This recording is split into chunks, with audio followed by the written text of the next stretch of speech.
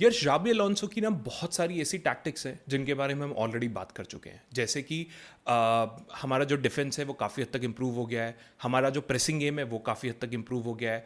किस तरीके से उन्होंने मिडफील्ड जो हमारे विंगर्स हैं उनको प्रेस करना, आगे पीछे करना, ये सारी चीज़ें जो है उन्होंने इम्प्लीमेंट करी हैं टीम में।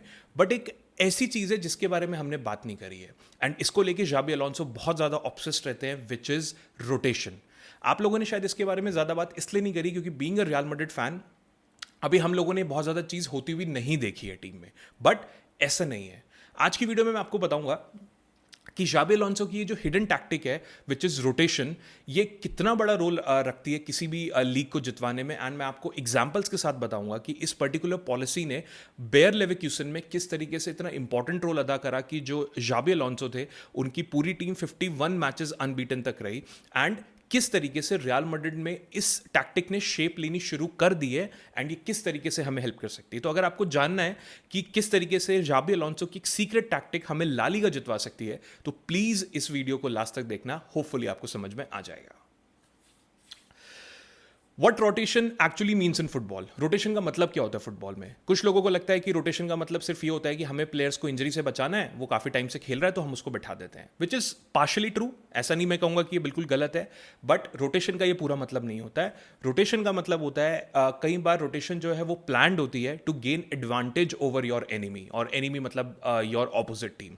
जाबी अलोंसो के केस में यही वाली चीज़ है।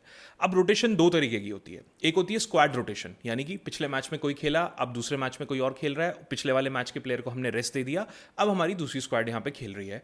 दूसरी होती है इन गेम रोटेशन। एक प्लान रोटेशन है जिसमें हमने एक पर्टिकुलर प्लेयर को 60-70 मिनट्स खिला के बेंच कर दिया, फिर बेंच से एक प्लेयर जा रहा है which is already plan. For example Trent Alexander Arnold आपने मोस्टली देखा होगा 65-70 मिनट्स के बाद सब्स्टिट्यूट हो जाता है, विच इज़ प्लान।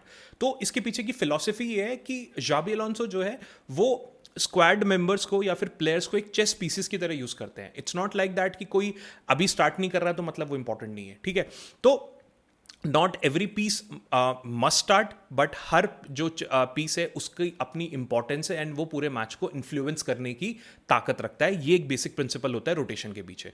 एंड इससे प्लेयर्स को क्या मैसेज जा रहा है कि nobody starter and nobody is benched. अगर आज कोई बेंच पे बैठा है तो वो कल को मैच स्टार्ट कर सकता है, जो खेल रहा है वो कल को बेंच भी हो सकता है। So I need every 25 players of you. So this is a very good message जो एक स्क्वाड को जाना चाहिए। अनफॉर्चुनेटली मुझे पर्सनली ऐसा लगता है कि कार्लो एंचेलोटी के एरा में ये प्रॉब्लम जो है ये हमें थोड़ी सी ज़्यादा फील हो रही थी। जो बेंच पे था वो बेंच पे ही था, और जो खेल रहा था वो खेल रहा था। डजेंट मैटर अच्छा खेल रहा है बुरा खेल रहा है। तो इससे हमें थोड़ी सी प्रॉब्लम पिछले सीजन फेस करी है हमने। अब हम बात करते हैं how rotation worked at Bayer Leverkusen. जैसे कि मैंने ऊपर बताया कि मैं आपको एग्जांपल के साथ बताऊंगा। इसका सबसे बड़ा प्रूफ है 2023-24 सीजन में लेवरक्यूसन ने 34 प्लस गोल्स मारे थे आफ्टर 80 मिनट्स, एंड 17 गोल्स उन्होंने स्टॉपेज टाइम में मारे। अब हो सकता है कि आप बोलोगे यार ठीक है लकी गोल्स होंगे, बट वो लकी गोल्स नहीं थे। जिस तरीके से रियल मैड्रिड इंटेंट दिखा के भाई कमबैक करती थी, एंड करती है अभी भी, एंड हम एक कमबैक किंग्स कहे जाते हैं, उसी तरीके से लेवरक्यूसन ने पिछले सीजन भाई ये दिखा दिया कि किस तरीके से जाबी अलोंसो की ये जो पॉलिसी है ये एक इम्पैक्ट डाल सकती है। मतलब ये जो उनका स्टाइल है ना कि फ्रेश प्लेयर्स को लेके आते रहना जब दूसरी टीम एग्जॉस्ट हो जाती है, ये एक्चुअली में एक डिफरेंस जो है यहाँ पे अदा करता है। अब इस पॉलिसी का फायदा क्या हुआ? मैंने पहले भी बताया, Leverkusen was unbeaten in the league. उन्होंने बुंडेसलीगा जीती, एंड सारे कॉम्पिटिशन्स में मिला के 51 मैचेस तक वो अनबीटन रहे।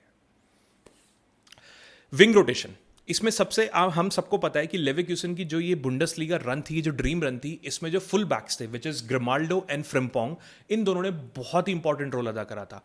बट ये जो दो इंपॉर्टेंट प्लेयर्स हैं ये भी टाइम टू टाइम रोटेट होते थे। अगर फॉर एग्जांपल आप फ्रिम्पोंग की बात करो तो नेथन टेया करके उनके एक नाइजीरियन इंटरनेशनल है, वो राइट विंग पे खेलते थे। तो आप ये मानो कि फ्रिम्पोंग जो है वो अपना 60 मिनट खेले, उन्होंने ऑपोजिशन को बिल्कुल थका दिया अपनी पेसी रन से, ड्रिबलिंग से, क्रॉसेस से एंड ऑल दैट। अब जो उनके ऑपोजिशन है यानी कि दूसरी टीम के जो प्लेयर्स हैं, डिफेंडर्स है, वो कहीं ना कहीं थक गए हैं। इट्स हाई टाइम अब आप नेथन टेया को वहाँ पे जो है सब्स्टिट्यूट कर दो। तो जो ऑलरेडी थके हुए प्लेयर्स हैं अब उनके पास एक फ्रेश प्लेयर है, क्योंकि वो प्लेयर थका नहीं हुआ है तो वो उनको और ज़्यादा परेशान करने वाला है, which is like playing with the mind of the opposition. वहीं पर अगर आप लेफ्ट फ्लैंक की बात करो तो ग्रिमाल्डो वहाँ पे एज अ क्रिएटर की तरह खेलते थे। उनके बाद एक प्लेयर थे जो अब यहाँ पे नहीं खेल रहे हैं लेवरक्यूसन में, बट वो इनिशियली थे, विच इज़ हल्जैक, बट अब वो उनकी टीम में नहीं खेल रहे हैं, बट वो मोस्टली लेफ्ट बैक या लेफ्ट विंग बैक की पोजीशन पे खेला करते थे। तो ये आते ही टीम की जो डायनामिक्स थी वो चेंज कर देते थे, क्योंकि इनका एक स्टाइल था डिफेंडर्स को 1-on-1 लेने का। ठीक है, ये आई थिंक वो हॉफनहाइम में इस टाइम पे खेल रहे हैं, अगर मैं गलत नहीं तो just kindly let me know in the comments, अगर कोई बता देगा मुझे बाद में। तो वो जब ग्रिमाल्डो सब्स्टिट्यूट हो जाते थे, वो आते थे, वो डिफेंडर्स को 1-on-1 टेक करते थे, क्रॉसेस मारते थे, पासेस करते थे। तो माय पॉइंट इज दैट कि जो आपके इंपॉर्टेंट प्लेयर्स हैं वो भी सब्स्टिट्यूट होंगे। कार्लो एंचेलोटी के एरा में ऐसा लगता था कि कुछ प्लेयर्स तो बेचारे सब्स्टिट्यूट होंगे ही नहीं, उन्होंने बहुत बड़ी गलती कर दी अच्छे मैचेस खेल के। रुडिगर, फेडे वेलवर्डे, ये हमारे बहुत ही प्राइम एग्जाम्पल हैं, जो बहुत हद तक, और इसी वजह से शायद रुडिगर जो है वो इंजर्ड भी कहीं ना कहीं हुआ था। स्ट्राइकर रोटेशन, अगर आपको ध्यान हो भाई, Victor Boniface and Patrick Schick, इन दोनों ने इतने अच्छे तरीके से जो है मिनट्स वहां पे मैनेज करे। कोई एक स्टार्ट कर रहा था, कोई बेंच से आ रहा था, फिर दूसरा स्टार्ट कर रहा था तो कोई दूसरा बेंच से आ रहा था। बोनीफेस जो है भाई वो पावर लेके आता है, ड्रिबलिंग लेके आता है, we know how fantastic the player he is. Schick जो है वो एक पोचर इंस्टिंक्ट वाला प्लेयर है, जो डी के अंदर खड़ा तो भाई हेडर मार के खत्म ही कर देगा आपको, जस्ट लाइक बेंजेमा। ठीक है, सो ओपोनेंट जो थे उनको हर मैच में इन दो डिफरेंट तरीके वाले प्लेयर्स के साथ डील करना पड़ रहा था। अब आप सोचो, आप ऑपोजिशन वाले डिफेंडर हो, आपको फ्रिम्पोंग को डील करना है, फिर टेया आ जाएगा, आपको यहाँ पे ग्रिमाल्डो को फेस करना है, फिर उसका सब्स्टिट्यूट आ जाएगा, आपको बोनीफेस को फेस करना है, फिर पैट्रिक शीक आ जाएगा, या फिर वाइस वर्सा। तो आप सोचो आपको कितने सारे जो चेंजेस है वो यहाँ पे करने पड़ेंगे being a defender, which is not easy भाई।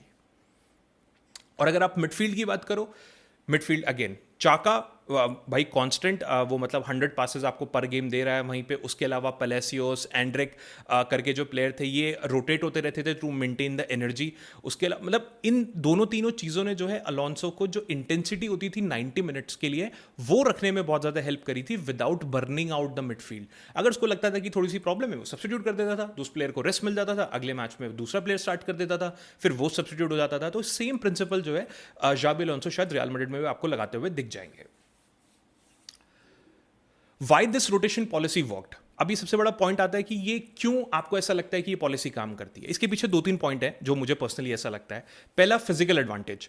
भाई fresh players versus tired defenders, मैं ऑलरेडी ऊपर बता चुका हूं। एक प्लेयर, जो डिफेंडर्स हैं वो एक प्लेयर के खेलने के स्टाइल के थोड़े आदी हो जाते हैं। अगर 60 मिनट हाइपोथेटिकली कार्वाहाल खेल रहा है तो वो हाइपोथेटिकली ड्रिबल कर रहा होगा या 1-on-1 उनसे ड्रिबल करके निकालने की कोशिश कर रहा होगा, पास कर रहा होगा, तो उनको वो आदी हो गए। वहीं पे 60 मिनट के बाद मैं हटा के ट्रेंड को ले आता हूं। ट्रेंड जो है यहाँ से लॉन्ग बॉल्स मारनी शुरू कर देगा, यहाँ से क्रॉसेस मारने शुरू कर देगा। अब डिफेंडर्स को पता है कि इसको 1-on-1 टेक करने की जरूरत ही नहीं है, ये दूर से खेल देगा। तो दोबारा they have to readjust to that, which is always a problem for the defender. उसके अलावा मेंटल एडवांटेज, ओपोनेंट्स जो है यार जब वो खुद थके हुए हैं वो देखते हैं कि अरे यार अब इसको रोकना पड़ेगा। This kind of feel in their mind कि एक टायर्ड प्लेयर एक फ्रेश एनर्जी वाले प्लेयर को जब सामने देखता है, जब वो खुद फेड हो रहे होते हैं, तो ये कहीं ना कहीं उनका कॉन्फिडेंस ब्रेक करता है। And it's a human psychology. आप इसी तरीके से किसी को भी अगर आपको प्रेशर में लाना होता है तो इस तरीके के टैक्टिक्स जो हैं हम फुटबॉल में यूज करते हैं कहीं ना कहीं। स्क्वाड हार्मनी, अगर सारे प्लेयर्स सब्स्टिट्यूट होते रहेंगे, हर किसी को इंपॉर्टेंट फील होता रहेगा, एवरीवन विल फील इंपॉर्टेंट। उसको ये नहीं लगेगा कि यार यही हमेशा खेलता रहेगा, उसको लगेगा मेरा भी चांस आएगा, आज ये खेल रहा है अगले मैच में मैं खेलूंगा, मैं शायद ज़्यादा अच्छा खेलूंगा तो मैं थोड़े ज़्यादा मैचेस स्टार्ट करूंगा, ये भी बेंच पे आएगा, मैं भी बेंच पे आऊंगा। तो एक इक्वालिटी बनी हुई रहती है, एक इंपॉर्टेंस बनी हुई रहती है, एक पॉजिटिव ड्रेसिंग रूम कल्चर बन जाता है जब हमारे सारे प्लेयर्स कहीं ना कहीं इन्वॉल्व होते हैं। तो फोर्थ, इंजरी प्रिवेंशन। ऑब्वियसली ये तो सबसे बड़ा पॉइंट है ही। रोटेशन आप करोगे तो आपके सारे जो प्लेयर्स हैं वो कहीं ना कहीं इंजरी से बचे रहेंगे। एंड अगर मैं आपको बहुत ऑनेस्टली बोलूं तो जो सबसे बड़ा फैक्टर है रोटेशन का, वो इंजरी तो है ही यार कहीं ना कहीं। Fifth, flexibility. जाबी अलोंसो जो है भाई इस फ्रेशनेस की वजह से, इस प्लेयर के सब्स्टिट्यूशन इन सब की वजह से अपने गेम के डायनेमिक्स कभी भी चेंज कर सकते हैं। हाइपोथेटिकली उनको लगता है कि मुझे चुआमेनी को यहाँ पे खिलाना चाहिए क्योंकि ये एंकर का काम करता है, तो चुआमेनी के साथ स्टार्ट कर दिया। अब उनको लग रहा है कि यार दूसरी टीम जो है बहुत ज़्यादा लो ब्लॉक होकर बैठ गई है, मेरा एंकर वाला रोल काम नहीं करेगा यहाँ पे प्लेयर, मैं फटाफट इसको हटा के कामाविंगा को ले आता हूँ जो एंकर के रोल के साथ साथ टाइट स्पेसेस में मुझे ड्रिबल करने का मौका भी देगा। ठीक है, तो ये जो स्टाइल, जो मिड गेम स्टाइल चेंज करने की जो टैक्टिक है, ये तभी आती है जब आपके अंदर इतना दम है कि आप अपने किसी अच्छे प्लेयर को भी बेंच करके अपने दूसरे प्लेयर को लाने का दम रखते हो। तो इन द मोमेंट आप हाई प्रेसिंग से पोजीशन पे आ सकते हो, या फिर वाइस वर्सा, या फिर आप हाइपोथेटिकली पोजीशन गेम से काउंटर गेम पे जा सकते हो, simply by changing the players. And इसमें क्या बुरा है यार, अगर आपका कोई प्लेयर मतलब आपको लगता है कि इस मैच में ये वाली टैक्टिक काम नहीं कर रही, तो आप उस प्लेयर को सब्स्टिट्यूट कर दो, दूसरे प्लेयर को ले आओ, अपनी जो स्ट्रैटेजी है वो चेंज कर दो। यही रीज़न है कि शाबी अलोंसो हम कम से कम एक मैच में 2 से 3 फॉर्मेशन कहीं ना कहीं चेंज होते हुए देखते हैं। Rotation eight Real Madrid. तो अब हम बात करते हैं कि रोटेशन एट रियल मैड्रिड किस तरीके से हो रही है। कुछ अर्ली साइंस हमें देखने को मिले हैं। ऑब्वियसली अभी 3 ही मैचों में, तो ऐसा तो नहीं है कि पूरी स्क्वाड कहीं ना कहीं शाबी अलोंसो खिला देंगे। उनको भी स्टेबिलिटी चाहिए, उनको भी अपने आप को प्रूफ करना है, उनको भी हम जैसे फैंस को दिखाना है कि भाई मेरे अंदर दम है कहीं ना कहीं। तो ऑब्वियसली एकदम आती वो सारी चीज़ें नहीं कर देंगे, बट थोड़े 8-10 मैचेस के बाद आपको ये सब चीज़ें दिखनी स्टार्ट होंगी। बट कुछ अर्ली साइंस हैं जिनके बारे में हम बात कर सकते हैं। First, no fix lineup. मैं कहूंगा कि अभी तो ये ऐसी चीज़ बहुत ज़्यादा हमें देखने को नहीं मिली। अभी हमारी लाइनअप कहीं ना कहीं थोड़ी सी फिक्स्ड है। वही पीछे अरवारो करेरा स्टार्ट कर रहा है, डीन हाउसन कर रहा है, मिलिटा और रुडिगर थोड़ा चेंज हो रहे हैं, ट्रेंट अलेक्जेंडर और कारवाहाल थोड़ा बहुत चेंज हो रहे हैं। उसके बाद मिडफील्ड में काइंड ऑफ अ सिमिलर है, आगे मास्टनतूनो खेलते हुए मिल रहा है, मैं मानता हूँ। बट कुछ कुछ चेंजेस अभी हमें देखने को मिल रहे हैं, जैसे कि विनीसियस जूनियर बेंच हुआ था, उसके बाद रॉड्रिगो ने स्टार्ट किया था। तो ये बहुत बड़ा चेंज है, क्योंकि पिछले सीजन में ऐसा होता नहीं था। जो प्लेयर खेल रहे हैं, जो बड़े प्लेयर हैं, वही स्टार्ट कर रहे हैं। इसलिए मैं आपको एक एग्जाम्पल के तौर पे ये दिखा रहा हूं कि अभी बहुत ज्यादा स्टार्ट नहीं हुआ है, बट बहुत जल्दी आपको इस तरीके के चेंजेस होते हुए मिल जाएंगे। एंड अगेन ये स्क्वाड में क्लियर मैसेज देता है कि भाई जो सुपरस्टार है ना, वो भी रोटेट होगा, वो भी बेंच पे बैठेगा। तो इट डजंट मीन कि जो सुपरस्टार बन के बैठा हुआ है वो हमेशा स्टार्ट ही करेगा। राइट फ्लैंक के बारे में हम बात कर चुके हैं। वैसे कारवाहाल और ट्रेंट अलेक्जेंडर आर्नोल्ड जो है ये ऑलरेडी जो है सब्स्टिट्यूट हो रहे हैं, ये दोनों के दोनों रोटेट हो रहे हैं। हम देख चुके हैं कि एक मैच है जिसमें कारवाहाल जो है 70 मिनट खेल रहे हैं, दूसरे वाला अभी अगर आप लास्ट मैच याद करो तो उसमें ट्रेंट अलेक्जेंडर आर्नोल्ड ने स्टार्ट करा, कारवाहाल बेंच से आए। तो ये जो जाबी अलोंसो का डबल इंजन वाला जो गेम है, ये लेवरक्यूसन पे हम ऑलरेडी ग्रिमाल्डो, टेया वगैरह के साथ देख चुके हैं। Same kind of thing he is implementing at Real Madrid. एक स्टार्ट करता है, एक फिनिश करता है, एंड दोनों के दोनों जो हैं वो अटैक एंड जो आपको विट चाहिए वो देते हैं, एंड दोनों के दोनों फिटीग से बच जाते हैं। This is what the injury management is, जो कि मुझे लगता है कार्लो एंचेलोटी की टीम जो है पिछली बार नहीं कर पा रही थी, कि अपने प्लेयर को प्रोटेक्ट करके रखना और अपनी परफॉर्मेंस पे बिल्कुल भी असर नहीं पड़ने देना। Front three, Mbappe, Vinicius, Mastantuono, Rodrigo, Gonzalo, Endrick, आप सब लगा लो, ये सारे के सारे मैचेस खेलते हुए आपको मिलेंगे। I can assure you that.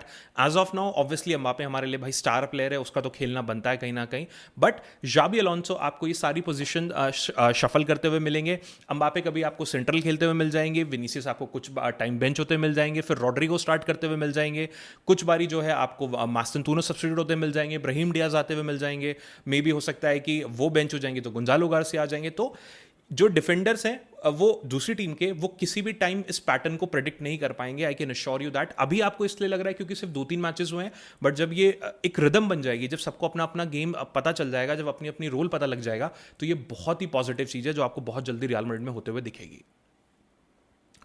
Midfield मैं ऑलरेडी बात कर चुका हूं, चुआमेनी एंकर की तरह काम करते हैं। लेट बेलिंगम कम, आपको दूसरे चेंजेस देखने को मिलेंगे। वेलवर्डे, कामाविंगा को आप आने दीजिए, अभी आपको देखना मिडफील्ड में किस तरीके से चेंजेस होते हुए मिल जाएंगे। तो depending on the match, like I said कि हमें पोजीशन का गेम खेलना है, हमें काउंटर का खेलना है, या हमें अटैकिंग फुटबॉल खेलना है, जाबी अलोंसो जो है एक स्विच मारेंगे, मतलब हाई एनर्जी प्रेसिंग मिडफील्डर से क्रिएटिव में चेंज हो जाएगा, या फिर वाइस वर्सा हो जाएगा। तो ये वाले चेंजेस हमें बहुत जल्दी देखने को मिलेंगे। The only problem is that कि कामाविंगा, जूड बेलिंगम जो ऑप्शंस है हमारे पास, वो भी इंजर्ड हैं। दैट इज वाई अभी जाबी अलोंसो बहुत ज्यादा रिस्क यहाँ पे ले नहीं रहे हैं।